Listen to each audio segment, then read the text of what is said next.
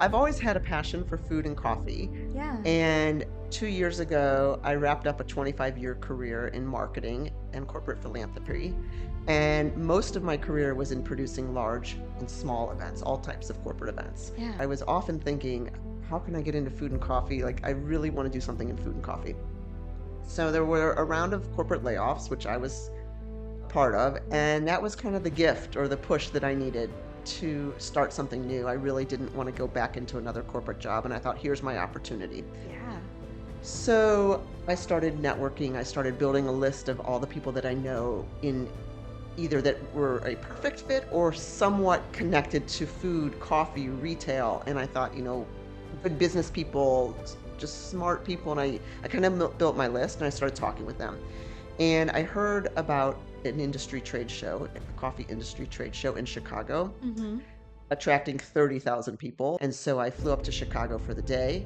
And I thought, I'm just going to walk around and network and observe and see what I learned. Still didn't know what the future held. I just knew that I wanted to be in this space. Yeah. So when I came home from that event, people started asking me, how was it? What'd you do? And I described this trade show as coffee heaven. And I was giddy. I was so excited about it because everywhere you turn, everybody you talk to, everything that is on display, every booth, every vendor was somehow connected to coffee. And then all of a sudden, the more that I started to tell people about that, this light bulb went off, and I thought, well, that was designed for people already in the coffee industry. But what if you're just a consumer? Because everybody had the same reaction. Like they just started smiling, like, oh, I want to go to that. How do I get a ticket? Yeah. And I thought, well, why couldn't we build an event like that on a smaller scale for consumers? Yes. So feel me when I bring it, sing it loud. I'm from the loot and I'm proud. Run a mile for the cause. I'm right. Hi, guys. It's your girl Nachama, your favorite Chew from the Lou. Welcome back to my podcast. And today I am so excited to have Bonnie Mann with us. Welcome. Thanks for having me. Yeah, I'm so excited that we got a chance to connect because you are a woman after my own heart because you are the founder of the STL Coffee Fest, which is new to St. Louis. We just started it last year and everyone's been talking about it. Everyone's so excited that you're doing it again this year. Hmm. And also, everyone's been sending it to me because, like, coffee is my life, Right. Lake Cafe is my brand. But what inspired you? Because it's a huge undertaking. Sure. So I've always had a passion for food and coffee. Yeah. And 2 years ago, I wrapped up a 25-year career in marketing and corporate philanthropy. And most of my career was in producing large and small events, all types of corporate events. Yeah. And I always was thinking, particularly in the latter part of my career, I was often thinking, how can I get into food and coffee? Like, I really want to do something in food and coffee. So there were a round of corporate layoffs, which I was part of, and that was kind of the gift or the push that I needed to start something new. I really didn't want to go back into another corporate job, and I thought, here's my opportunity. Yeah. So I started networking. I started building a list of all the people that I know in either that were a perfect fit or somewhat connected to food, coffee, retail. And I thought, good business people, just smart people. And I kind of built my list and I started talking with them. And I heard about an industry trade show, a coffee industry trade show in Chicago, Mm-hmm. attracting 30,000 people. It's one of the largest in each year. And so I Yeah. decided I was able to get a ticket for that event. And so I flew up to Chicago for the day. And I thought, I'm just going to walk around and network and observe and see what I learned. Still didn't know what the future held. I just knew that I wanted to be in this space. Yeah. So when I came home from that event, people started asking me, how was it? What'd you do? And I described this trade show as coffee heaven. And I was giddy. I was so excited about it because everywhere you turn, everybody you talk to, everything that is on display, every booth, every vendor was somehow connected to coffee. And then all of a sudden, the more that I started to tell people about that, this light bulb went off, and I thought, well, that was designed for people already in the coffee industry. But what if you're just a consumer? Because everybody had the same Mhm. reaction. Like they just started smiling, like, oh, I want to go to that. How do I get a ticket? Yeah. And I thought, well, why couldn't we build an event like that on a smaller scale for consumers? Yes. So I thought I had a really original idea. Quickly Googled it, and I learned that's not original. These coffee shows, these coffee festivals are happening in other cities. St. Louis didn't have one. And I knew that we had something here. We have a really Mhm. strong, robust coffee community. We do. And I didn't want someone else to come to St. Louis, my hometown, and build this event because I have the background with my experience in marketing and corporate events. I could do this. And so then Totally. I set out on this path to build this event. That's so great. It's wild that no one else has done it up to Right, this point. right. So thank you for Yeah, stepping up and my doing pleasure. it. Yeah, I mean it's I think we're on this trend where St. Louis is so much in this like really exciting growth stage, I feel. There's like so much untapped potential in so many different markets. Mhm. But you're right, the coffee market is phenomenal. The amount of people who think that like Starbucks is the only option in St. Louis couldn't be more wrong. There's so Right, many gems right. of local coffee shops and local roasters and local coffee carts, and it's always growing. And also, something that's so unique is I think the community behind like everyone in the coffee world doesn't really seem to be competitive. It's all about Yeah, like collaboration right, and helping each other out because we all just love coffee and we love serving people, and right. it's just it's such a way to bring people together, you know? hmm I've seen that firsthand because I'm bringing together local roasters, local cafe owners, Yeah. bakers, chocolatiers, a variety of people who are doing something that's got a connection to coffee, and everybody gets along so well and is happy to kind of work together and just elevate the whole system. Yeah, absolutely. I think it's so brave too. After like 25 years in a career, to just like follow your heart and jump towards something that like intrigues you, you know? It was a leap of faith for sure. A lot of people talk about it. Like even today, I was just like scrolling on TikTok and I keep seeing people talk about, this whole corporate thing doesn't work out. Maybe I'll be a Pilates instructor. Right, Maybe I'll open a coffee shop, right.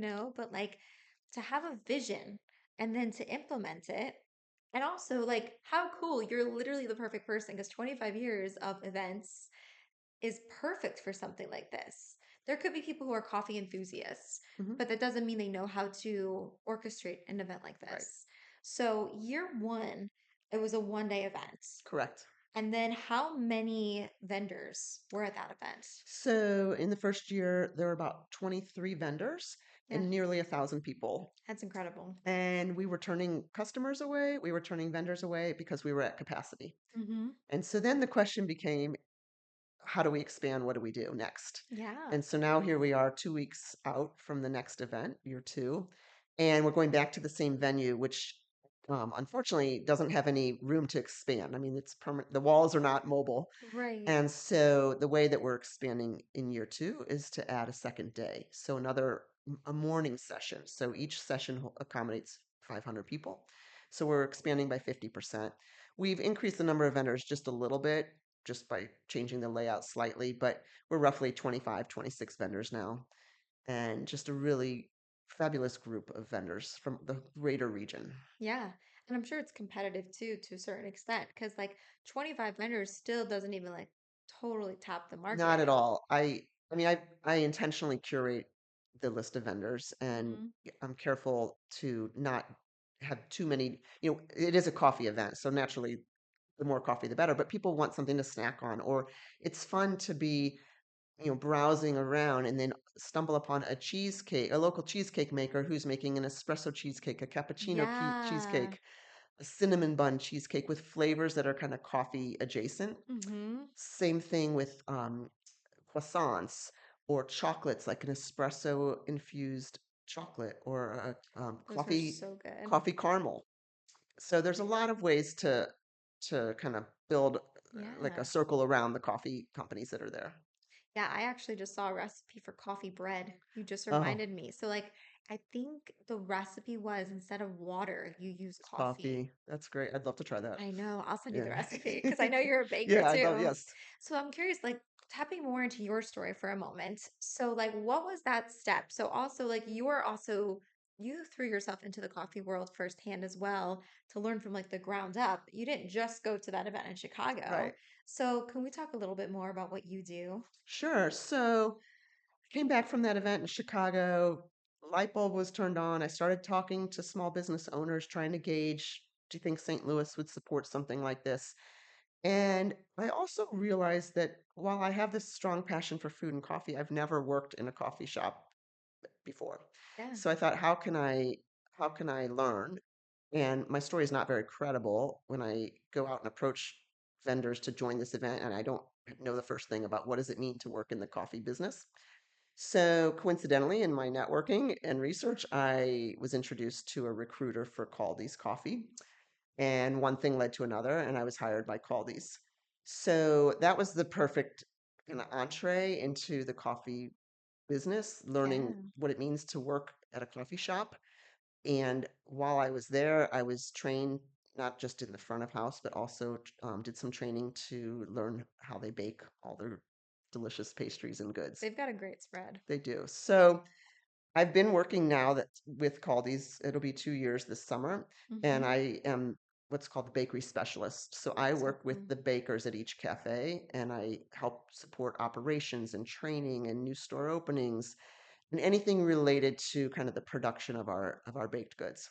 That's But amazing. the exposure I have had to being in a shop, understanding what that experience is like, has been incredibly helpful when I've since been talking with roasters and cafe owners to join this coffee festival because I understand where they're coming from now. Yeah. And so I'm currently doing both. I'm producing St. Louis Coffee Fest, and I still maintain this role as a bakery specialist for Caldy's. Yeah, I think being in that kind of environment fills your cup a lot. Hmm. So I'm curious to know, like, what was it? Because you had the opportunity to learn about the coffee side of things and the bakery side of Hmm. things.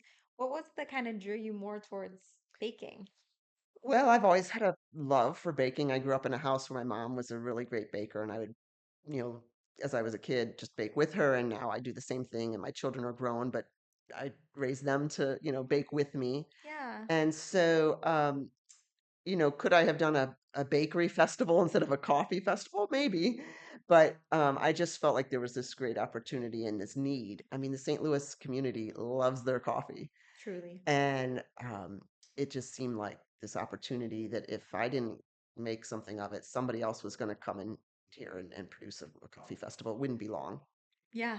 Yeah. I mean, it's good to like take action when you have an idea because you're right. People do jump when there's like a gap in the market. And if you know that you have a certain vision, why not Right. have it be you? Why not have like your spin on it? So it's so interesting. I wonder with that one in Chicago that had over 30,000 people, right?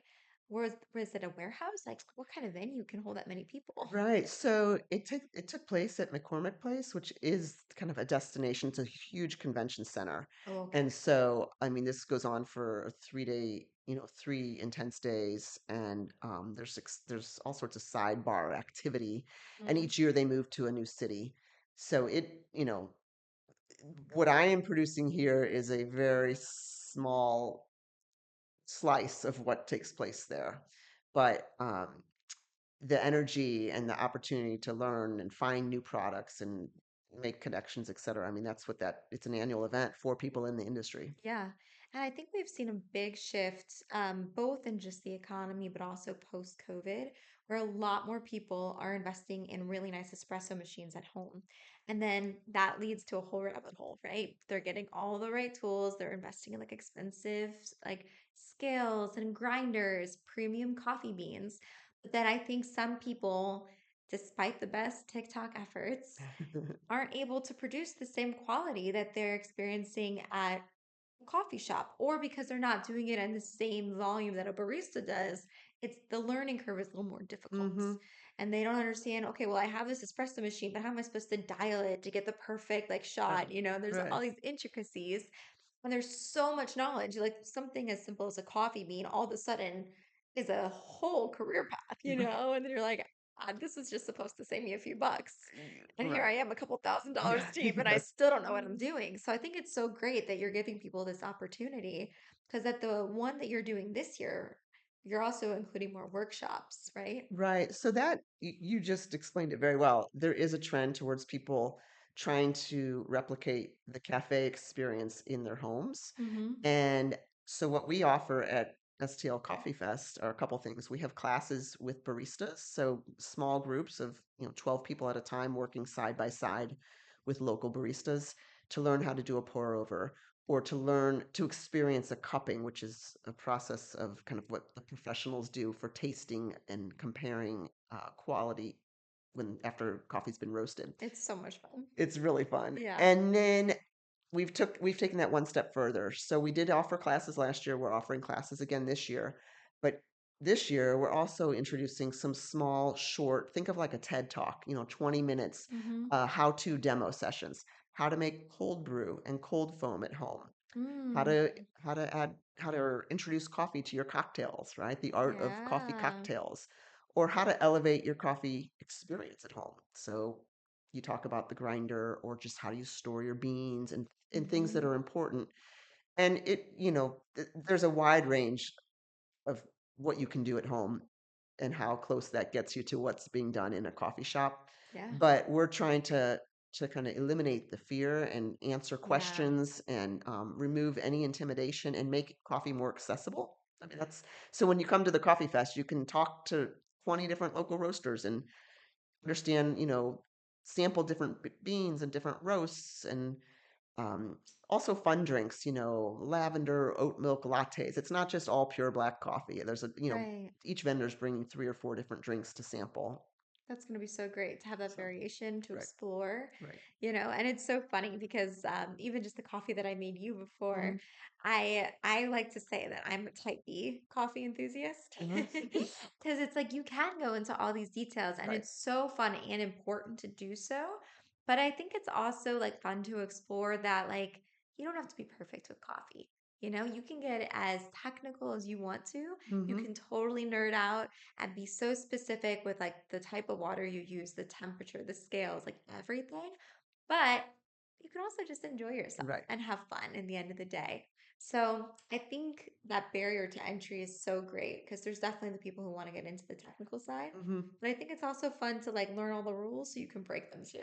You know, Yes. in the end of the day, we all just want a good cup of Right. coffee. We don't want that mid-morning headache because we Right. skipped it in the morning. No, no, no question. Yeah. Question. So, on a personal note, what is your favorite way to have a cup of Oh my coffee? goodness. Yeah. That is somewhat dependent on the time of year. I say that because I love in the summer, I love a cold brew. Mm-hmm. But I also tend to drink cold brew year round, Yeah. so there goes that that line of thought. Um, right now, my favorite drink is what's called a cortado, also known as Hmm. a Gibraltar. Oh, I didn't know that. You just taught me something new. Yeah, Okay. they're interchangeable.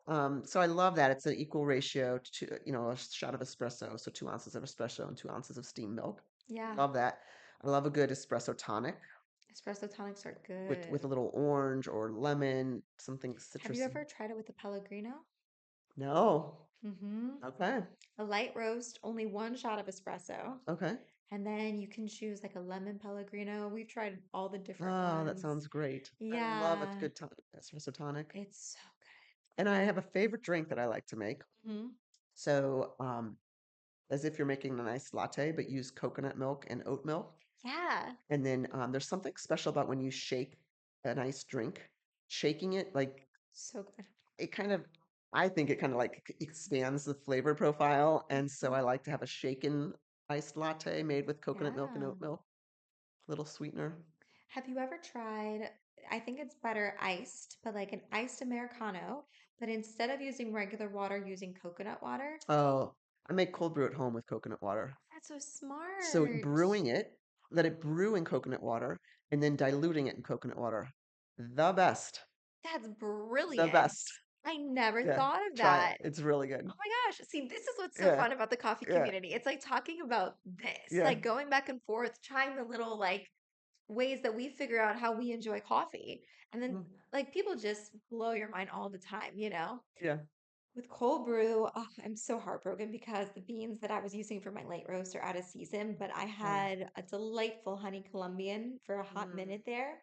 And I would do 50-50 of my light roast as a honey Colombian and then my dark roast as a Sumatra Oh, for nice. my cold brew. Okay. Because traditionally cold brew is better with a medium to dark roast, but like there's so much flavor in light roasts. And so incorporating that, you get that berry undertone. But then that would be fun to play with coconut water. Yeah, it's really good. Hmm. Yeah, And then also if you explore that with like a coconut like cold foam too, right. there's so much you There's can a lot you do. can do. Yeah, there's this one coffee enthusiast on Instagram. He was a barista for years, and he's taught so many people this trick with cold foam when you make it at home. On Amazon, you can get this like it's really for like pancakes, like a pancake batter dispenser, Okay. and using that for cold foam. Oh, smart. Yeah, Yeah, little tricks. little tricks of the trade. Mm-hmm. That's just so much Mm-hmm. fun to like nerd out and Yeah, I know. We can keep going. literally. So, would this ever be something that you think would make sense? Would be like a week long thing, or do you think there'd be like amount of days to cap it to keep it special? I mean, who knows? There's so many different topics that we could add for workshops and classes that it could extend and certainly could easily fill 2 days and more. Um, I don't know about a week-long thing, just with vendors and people's ability to come visit the week-long festival, but I have seen in other cities where they're attracting, you know, 7 to 10,000 people. It's a big outdoor weekend festival, and there's music and there's art and there's a whole coffee village. I mean, so there's great potential. And I'm not sure. I'm not sure what happens after this year. I mean, again, I'm close to being sold out right now. We have That's 2 weeks to incredible. go. My Saturday morning session's sold out. Sunday morning has maybe 50 tickets remaining, and Saturday afternoon has about 150 remaining. That's incredible. So When did you start marketing for it? early December. Okay.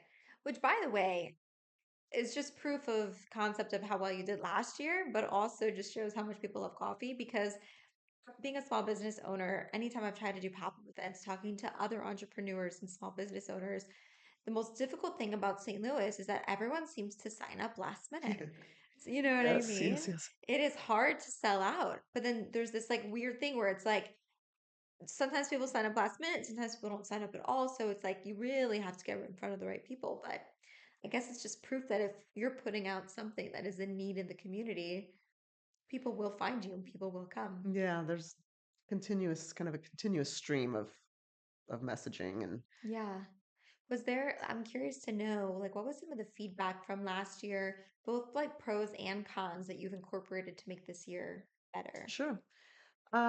Interestingly, last year, not one vendor was serving decaf coffee, Really? and it just slipped everyone's mind. And so we heard feedback that people want decaf. So we will Yeah. be having decaf this year. Uh, an additional note last year, I mean, people loved it was new. So first time, people just loved the energy and the excitement, and there was so much going on, which we'll continue to do this year.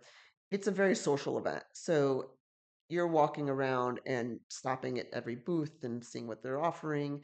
And you may have a little bit of a wait standing in line at different booths. And that's kind of part of the experience. It's just a very social event. And so there was, some people were surprised by that, by the waits. And it wasn't a long wait, but it's part of the experience that may not go away. I mean, Well, that's what the it's VIP access is for, right. right? So people who pay a little more for a VIP ticket can arrive an hour earlier, and it's a much smaller crowd. We kind of cap the number of attendees for that first hour, so that there's really much smaller, if any, waits when spread out around the room.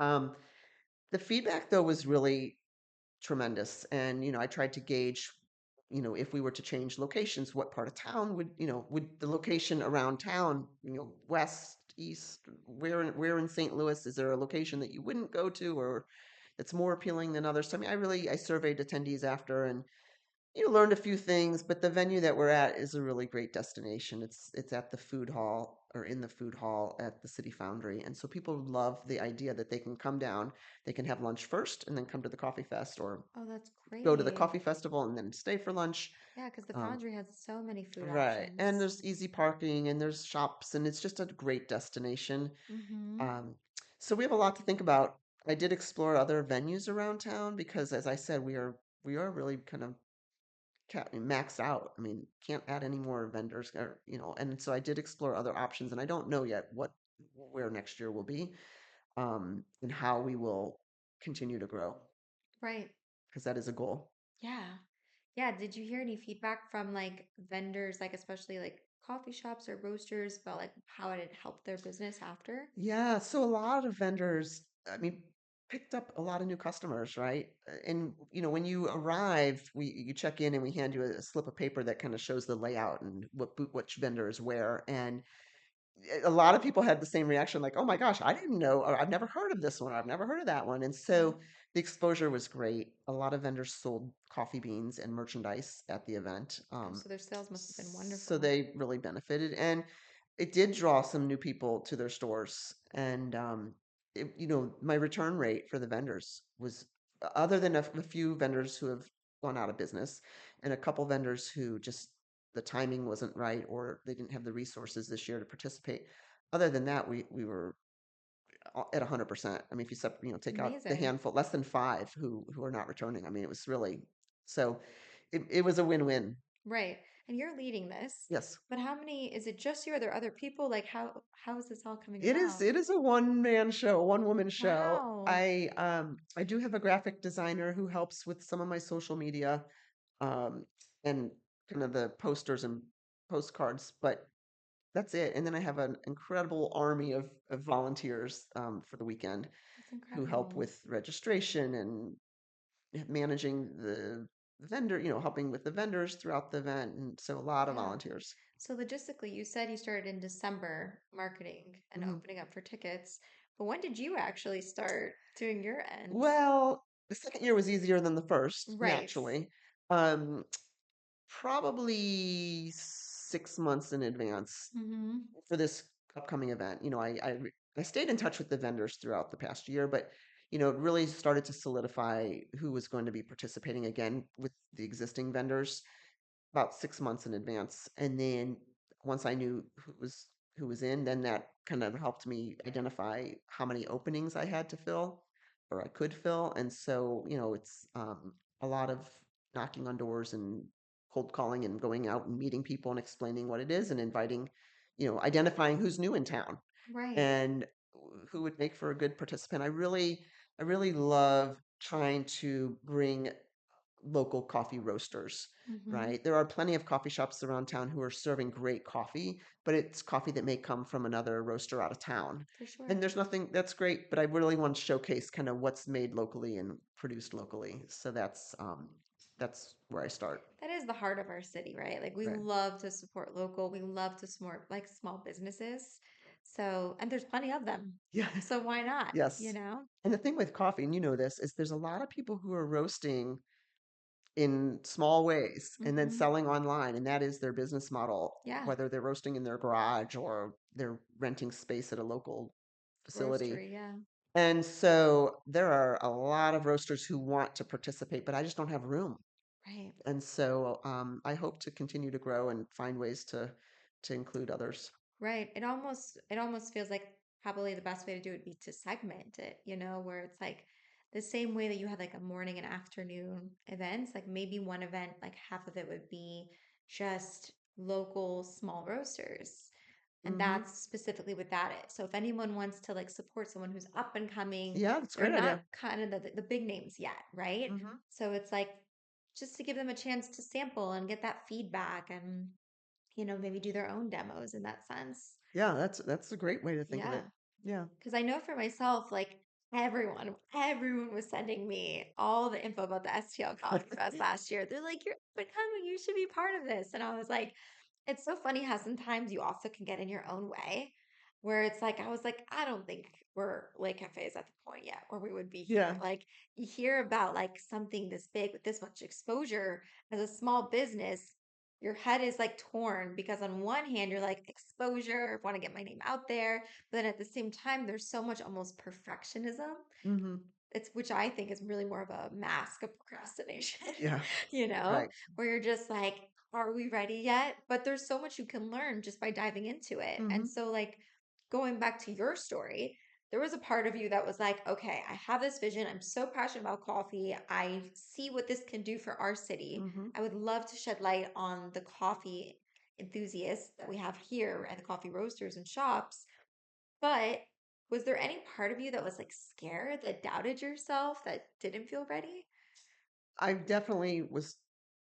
There were times, excuse me, times where I wasn't, just wasn't sure. would the city respond? I mean, first was recruiting the vendors, right? It's kind of like what comes first.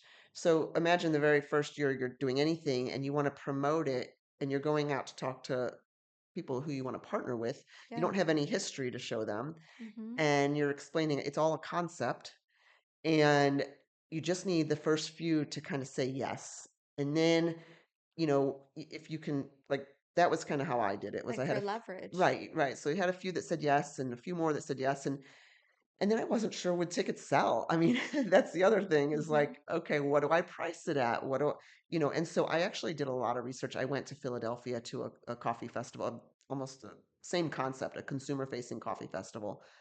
I went there for a weekend trip and experienced their event. I did a lot of research online to see what other cities were charging and how they structure things. And I had to, I just used my own best judgment. I kind of asked some of my local businesses who had been good thought partners, what do you think is a fair price? What would people be willing to pay? And it just, I hit something. I did something right. I mean, people responded as you said earlier, and we sold out the first year. And now second year, I wanted to prove the concept. That was another reason for keeping second year in the same location. I Mm-hmm. didn't want to make too many changes at once. Like in the first Yeah. year, we sold out. It was new, but could I maintain that momentum? Were people just coming the first year because it was new? That's such a Now, good point. so now year two, like, can I do the same thing again? Right? Friends and family were really supportive the first year, but can I sell out year two? And it looks like I'm heading in that direction. I'm very close to, as I said earlier, selling out, both morning sessions and then Saturday afternoon.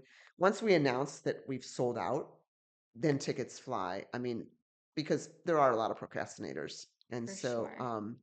I think I think we're going to likely sell out again the whole weekend. But that first year of whatever the business venture is, of just getting the momentum and having the confidence, and you are taking a leap of faith. And I really just did not know if customers would come. And I kept every time something, I'd reach some milestone, I was like, oh, this is working. And it was fun. Life is fast, but every now and then you deserve a pause, a moment that's just for you. At Le Café, we believe that each cup of coffee should taste like a little bit of luxury. Handcrafted and locally roasted here in St. Louis, each of our single origin beans are carefully selected to give you the most unique and smoothest experience. Whether you like a light, medium, or dark roast, we got you. For those busy mornings, or for my coffee lovers who prefer efficiency, we also have K-Cups. So go ahead and pour yourself a cup that tastes like self-care. Visit www.lecafe.us to bring the cafe experience home. Le Café, you deserve it.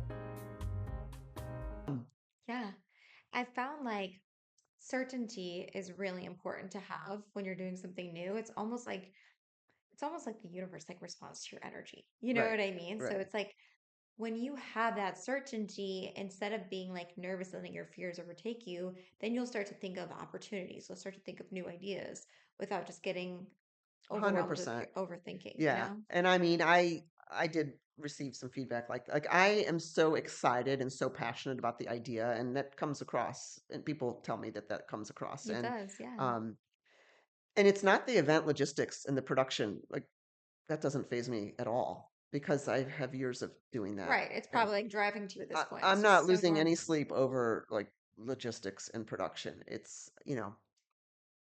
there's other things I think about and worry about, but otherwise I'm feeling like I'm feeling really good about things. Yeah.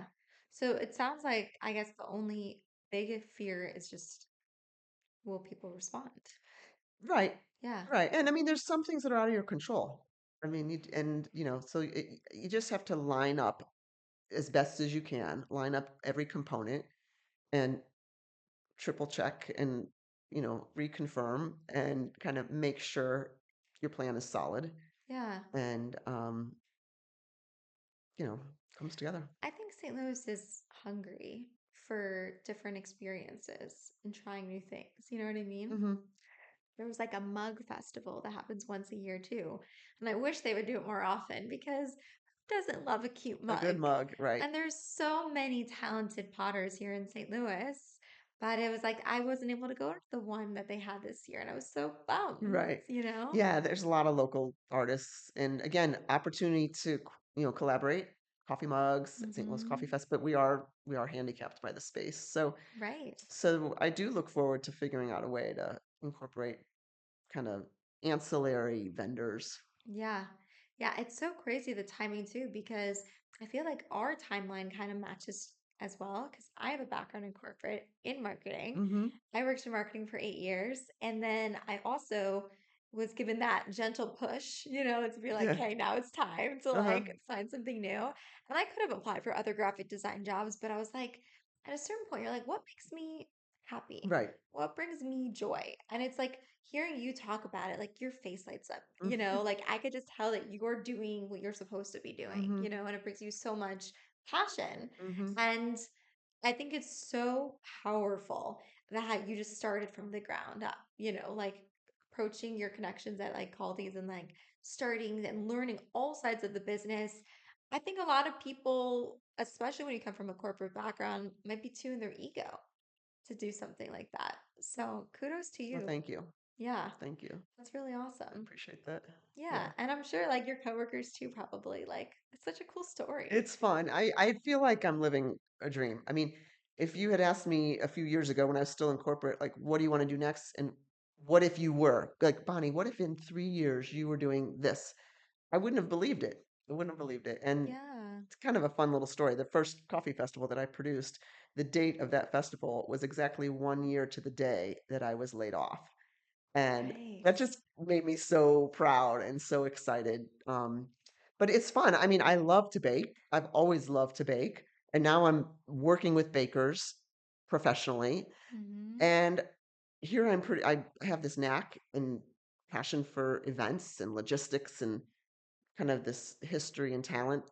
And I can apply it to this industry that I'm passionate about. So I just feel like I'm like living my dream. I like Yeah, have the best of both worlds. truly. And it's so powerful too how like nothing went to waste. All those Mm. years in corporate was just the foundation Yeah. so that you can excel and do what you're doing right now. Well, it can be done for anybody who's thinking like, I love I love to read, I love books, but I don't know what to do with it. Like I have a friend who was in a similar position looking to make a career change, and she loves cosmetics and loves that whole industry. And she left a long time career in sales and advertising. And I talked with her and said, go work in a med spa. Like you Mm, love to be around products like that. You're a people person. And now she's working for a med spa. Now she's managing the one location. Like and one thing has led to yeah. another, and she's meeting all the different sales reps that come into their med spa selling product, and who knows where she'll go next. But if you really love something, go try it out in some capacity. Absolutely. And it's never too late. Right, It's your life. As long as you woke up in the morning, you might as well do what you love. right. And I think sometimes there is like a little bit of gap where you might be like struggling in terms of like finding that alignment, maybe financially. But I think a lot of us can live on a lot less than we think, you know? Hmm. And it's so fun. It's so fun to chase your dreams. And it's so inspiring to hear how people just put themselves in the right environment. And I think when you do that, it's amazing the alignment that happens. Like so much serendipity of like, oh wow, I met this right person and this connection and this Hmm. opportunity. And that's how you know that you're doing what you're supposed to be doing. You're right. Things start to happen. Just a lot of coincidences. Yeah. Yeah. And it's funny because at our pregame, I actually asked you if you would ever open up your own coffee shop, and you said no. Mhm. And so, if you don't mind sharing, like, what is it about being a business owner in that sense that just doesn't intrigue you? Sure. I thought for many years like that was my dream. Like I can't wait till I have a cafe of my own or a bakery of my own. But the more that I know now, having worked in a retail environment, Hmm. I recognize that that's not the right choice for me. I don't, at this point in my life, I don't really want the lifestyle that goes with the responsibility of opening or owning a retail shop. Yeah. Sometimes when you're the owner, it takes you away from the things that you love doing Hmm. because you're dealing with more employee side things, you're dealing more with I remember there was a fantastic bookstore slash wine bar slash coffee shop in Soho that I went to. Hmm. It's called the Bibliothèque. Okay. And the owner, I literally flew to New York for one day just to go to this coffee shop Wow. and to talk to him because I had this vision for what I wanted to create for my coffee shop. And I was on Instagram and I couldn't believe it. There it was in existence. And sometimes Instagram people with social media, they make it look so Yeah, much right. better. Right.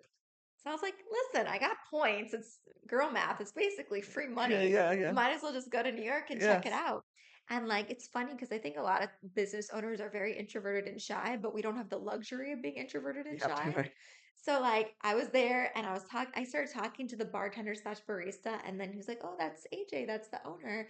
And I was like, "Oh, should I go talk to him?" He's like, "Yeah, go talk to him." I had a moment of shyness, and I was like, I did Okay. not fly halfway across Yeah, the United you gotta do it. States to check it out. Right. And I just started picking his brain, sharing with him my business plan, sharing with him my goals and dreams. And it was so validating because he was so supportive. And you Hmm. find that a lot with small business owners too. And then I was like, what keeps you up at night? Like, what's the hardest part about the business? And he said, payroll. Oh, yeah. That's the thing that he thinks about. He's like, I always just want to make sure that I'm taking care of my people and that I could pay them what they deserve. And Yeah. yeah, Yeah, that is a concern. for sure. Yeah. Because I heard a quote once that said, because a lot of people say, especially with baristas, they're like, oh, we can pay them less. It's like a transition job, whatever. But if you pay people peanuts, you'll hire monkeys, is what I Mm. heard. That's a good way to put it. Yeah. Like, yeah, technically you can train anyone behind the bar, but hospitality is an art and a Hmm. skill, and you want to find people who are passionate. Because, like, I'm 29, I have met so many baristas who, like, are around my age or a little bit older who, like, don't need to make $1 million. Hmm. They just love what they do Hmm. and they want to be in that environment, but they need a livable wage, Right. and it would be great to also maybe have some health insurance and things like that. So, I think that'd be such an interesting conversation in the coffee world where it's like, how can we bridge that gap? Yeah, it's important. Because then you have people who have like a lifetime of being a barista. They have all this knowledge, they have this passion, and they show up different. You don't have to worry about losing them every time college starts and they have to go out of Right. town. You know what Right. I mean? Right. The seasonal help. Yeah, I'm sure you've seen a lot of turnover with Absolutely. Yeah. bakers and baristas because it does attract a lot of young people. Right. Right. But the important thing is to hire good people and treat them well and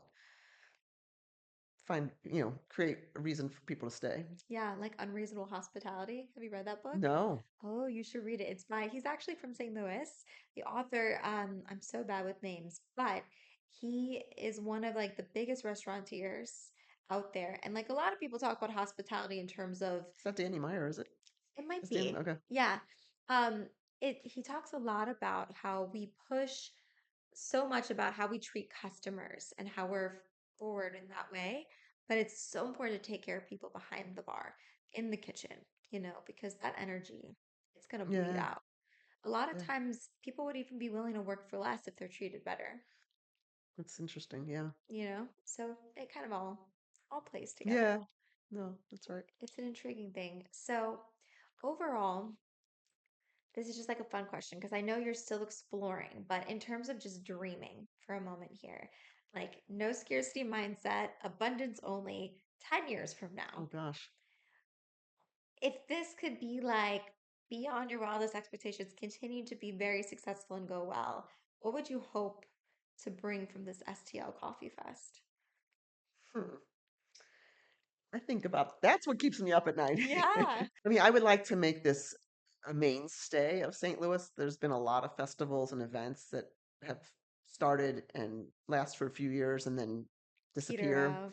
Right. So I would like to believe that I'm building something that has staying power. And with that it can grow and be sustainable. Because I really do think St. Louis has so much to offer.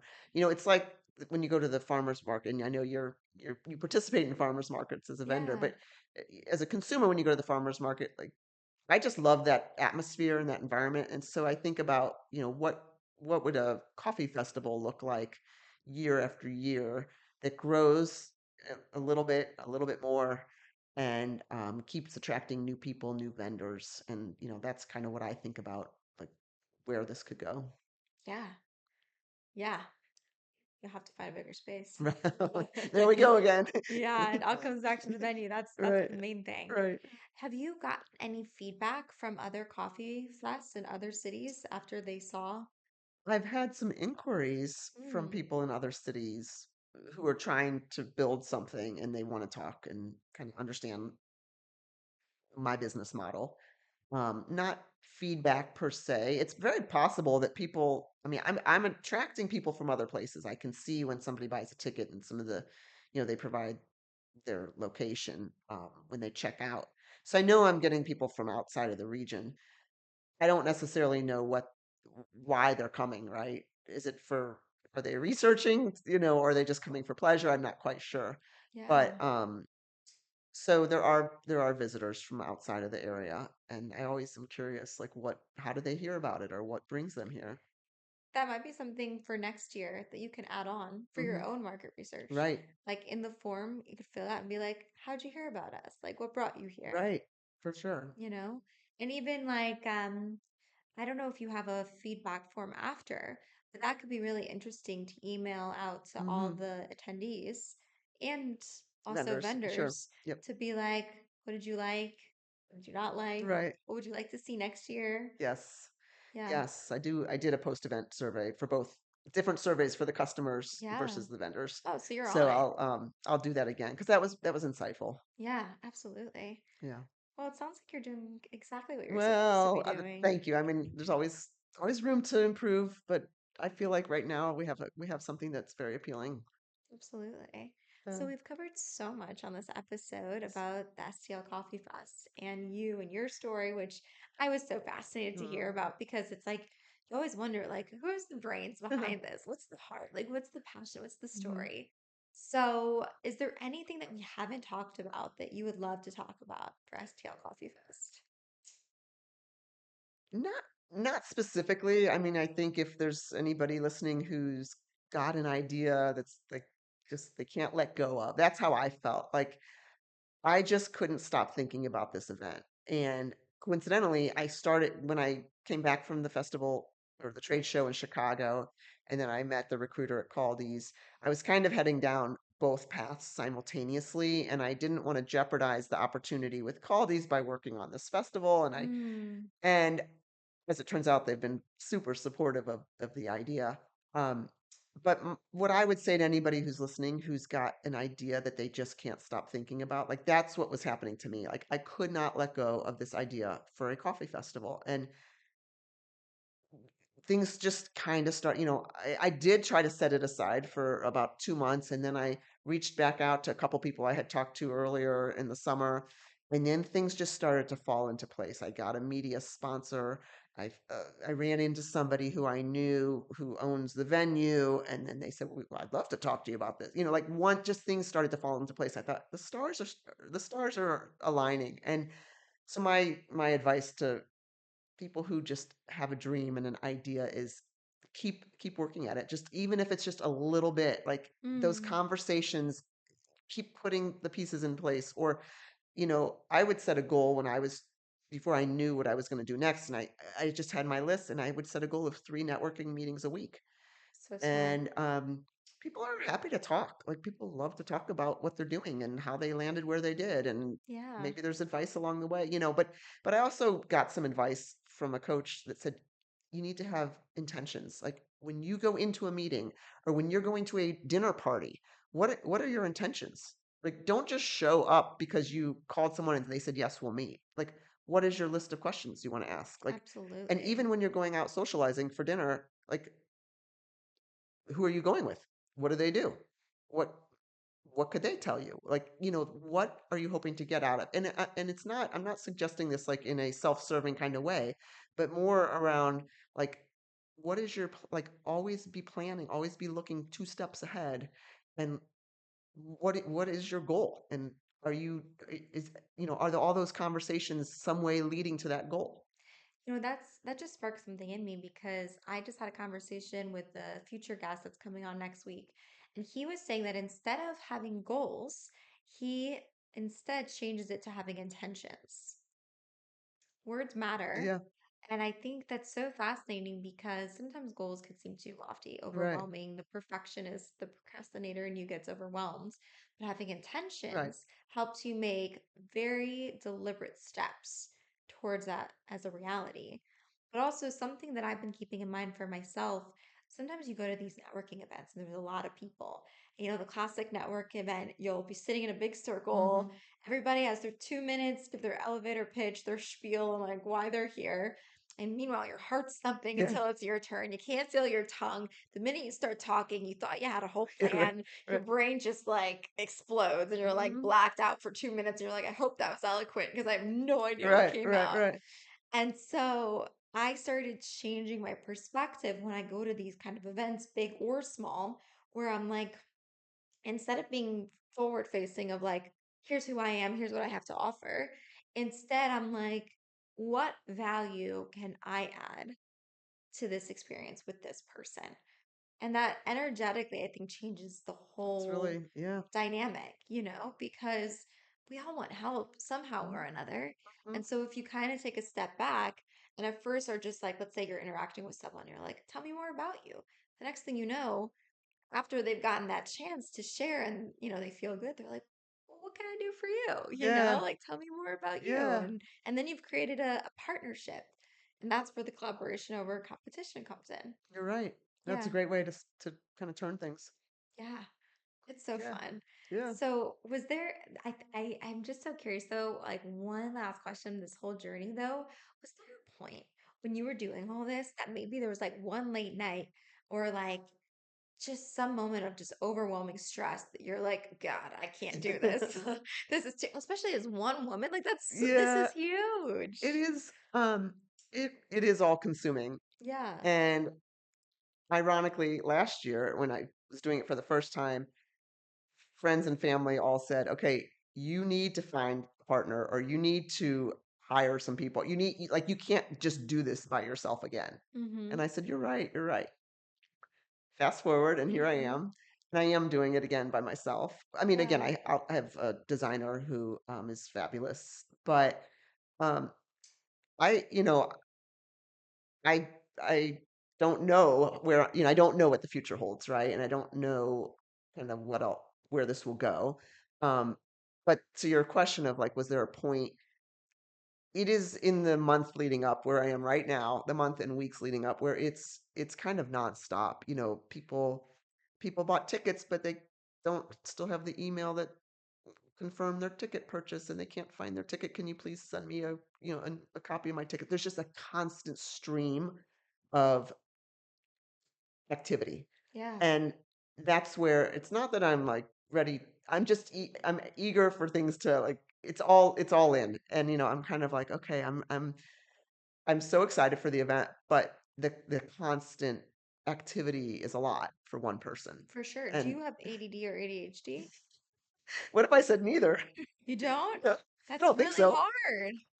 But, so I do look forward to, I don't want this to end. It's like the big Thanksgiving meal. Like, there's all the planning that goes into it. So you almost thrive on it in a Oh, I certain do. sense. I do. Yeah.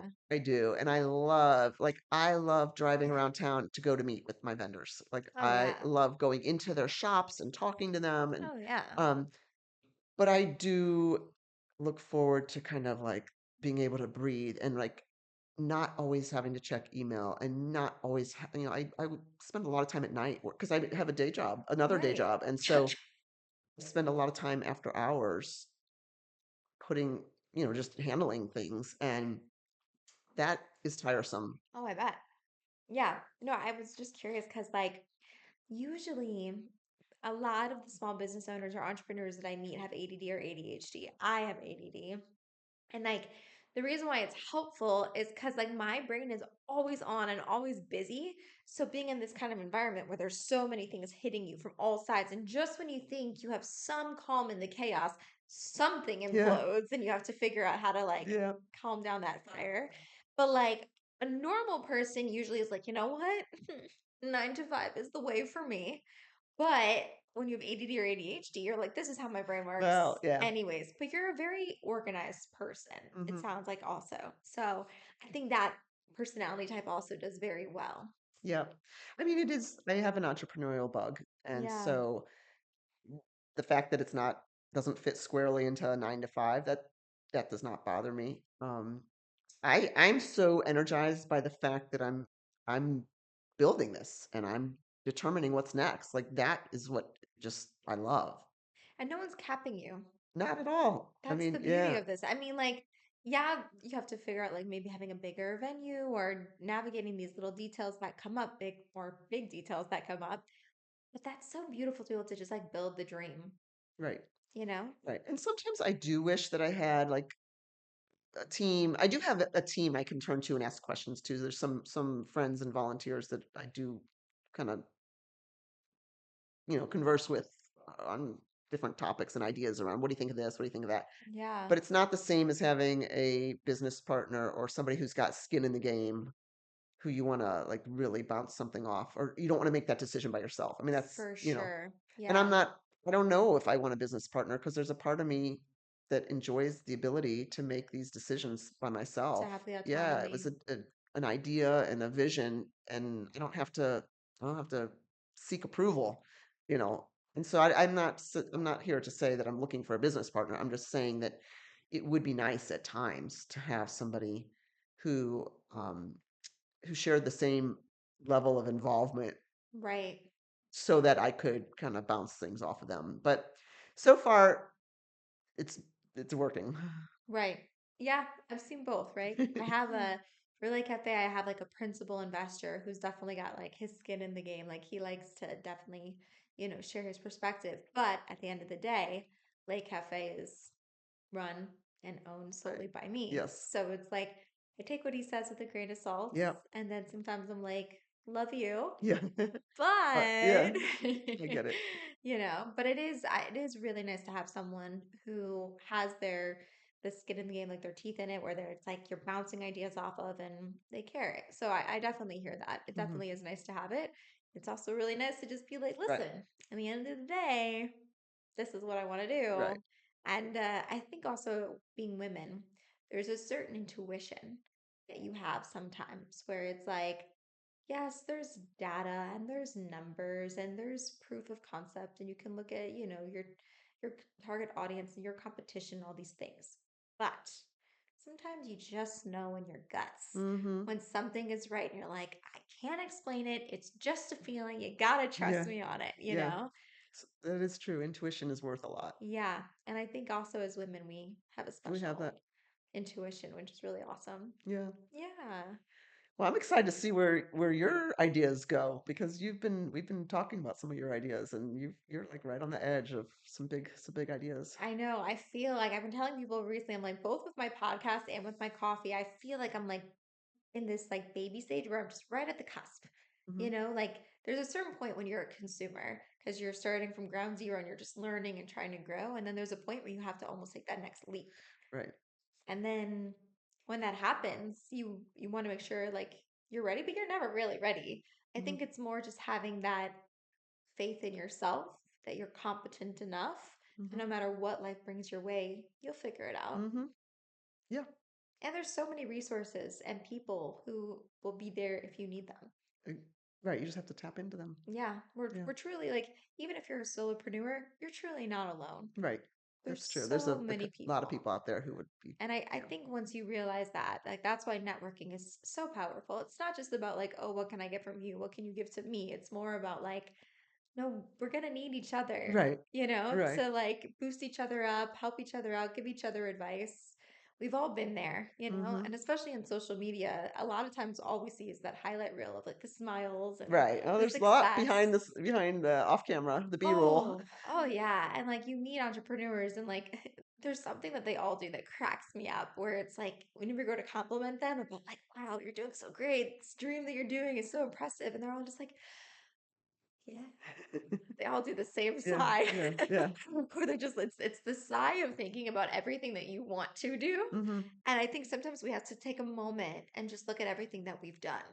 And that's what's so huge about the fact that you've done it. Like you did it the first Right. year already, and like you've had that success. And the second year is almost done. It's right around the corner. It is around the corner. Right. It's so amazing. So I have this tradition. At the end of Okay. every podcast episode, there's this Hebrew quote, which is Eze Chacham Hamamim Mikol Adam, which means one who is wise is one who learns from everyone. And we've learned a lot from you today. But if you could leave us with like one life lesson or quote, what would it be? Yeah, I think the lesson is it's never too late. It's never too late to pursue a dream. And if you really are passionate about an idea or a dream, then don't have any regrets. Don't have any regrets. I mean, that's my biggest lesson here is like, you can think through the steps you need to get there and take small steps to put all the pieces in place and just immerse yourself in some capacity, right? Getting a Mm, part-time job working in the industry that you love and see where that goes and talking to people and taking advantage of, like you said, the networks that are out there. I think you can pivot and you can make things happen. absolutely. And it's progress over perfection is something I've been learning Mm-hmm. recently too, you know? Mm-hmm. It's like if you wait for everything to line up and be perfect, you're going to be stuck. Right. You're It never doesn't going have to to move be fully forward. baked. Like, Yeah. the idea is, I mean, it depends on what you're doing, but it's okay to, it's okay to take small steps in the direction you want to go and see Hmm. what doors open. And that's when the doors will open, when you take those small steps. Right. And sometimes you probably couldn't even have predicted them. Right. Like you would never have known the right opportunity, the right person, the right venue that would have come along if you hadn't just said yes. Right. That's so great. Right. So, to end, what can my community do to support you and the STL Coffee Fest? Oh, well, thank you for having me, first of all. Yeah, thank you for It's been coming. great. Yeah, I mean, if I would love for people who are interested, if you're a fan of coffee, if you're an espresso expert, or what I like to say is just caffeine curious, I love that. then come join us. There's something for everyone who enjoys coffee and tea. We have some chai and local chai and tea vendors. Nice. But stlcoffeefest.com is our website. Tickets are available online, and we would love to see you. We'd love to have you join us. Yeah, thank you so much for sharing your story and all the behind the scenes and just from the ground zero how you built it up. It's awesome. Well, thank you. Thank you Yeah. very much. Well, guys, this has been another fabulous episode. Thank you so much for listening or watching. If you're not currently watching, the video can be found on Spotify or YouTube, and I'm currently trying to grow my YouTube channel more. And so, if you're not already subscribed, what are you doing with your life? Please go subscribe and share this episode with a friend who you think would benefit. Hope you guys have a great week. Let's get it. Let's go.